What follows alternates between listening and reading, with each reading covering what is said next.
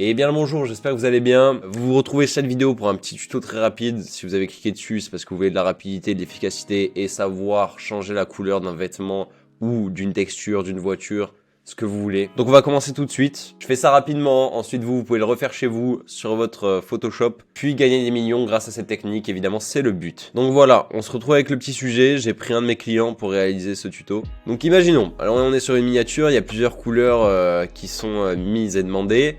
Et le problème, c'est que le t-shirt n'est pas accordé du tout avec les couleurs. C'est pas complémentaire, c'est pas beau, ça tue les yeux. Donc vous avez du coup besoin de changer la couleur du t-shirt parce que souvent ça impacte énormément. Quand il y a un t-shirt blanc, le mettre en noir ou alors changer, le mettre en rouge, peu importe la couleur, tant que c'est complémentaire avec le reste. Le t-shirt, faut qu'il s'accorde avec toute la composition de l'image, sinon ça plaît pas quoi. Ça fait moche, les yeux on n'aime pas ça. Et ça donne pas envie de cliquer, ce qui est le but d'une miniature ou d'une illustration quand même, hein, faut le rappeler. Donc voilà, imaginons dans cette situation que mon t-shirt n'est pas bon et qu'il faut que je le change. Donc on se demande comment je peux faire passer d'un t-shirt noir à, on va prendre la couleur rouge. Donc déjà, vous commencez par sélectionner votre sujet que vous voulez modifier. Ensuite, vous allez dans cette petite pastille, vous allez sélectionner teinte et saturation. Donc vous allez maintenir Alt et cliquer entre la ligne de séparation entre votre teinte de saturation et votre sujet. Donc le masque d'écrêtage, il permet de sélectionner que le sujet. L'effet va s'appliquer que sur lui et pas sur toute l'image. Sinon, bah ça fait un peu moche de mettre toute l'image en rouge. Nous, ce qu'on veut, c'est que modifier une certaine partie. Donc là, vous allez cliquer sur coloriser, parce que si vous cliquez pas sur ça, ça va être trop galère et c'est pas précis. Nous, ce qu'on veut, c'est de la précision, donc on clique sur coloriser. Ensuite, vous mettez au rouge, hein, n'importe quel côté, on s'en fout. Vous saturez, vous saturez, vous saturez. Vous mettez à une couleur assez pétante. On va mettre au max, là, pour tester.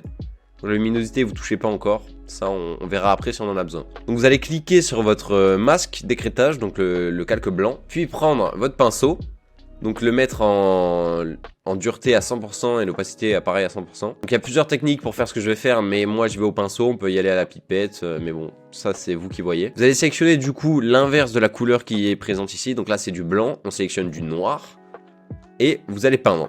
Donc voilà, ça fait disparaître. Le blanc, ça le fait réapparaître. Le noir, ça le fait disparaître, voilà.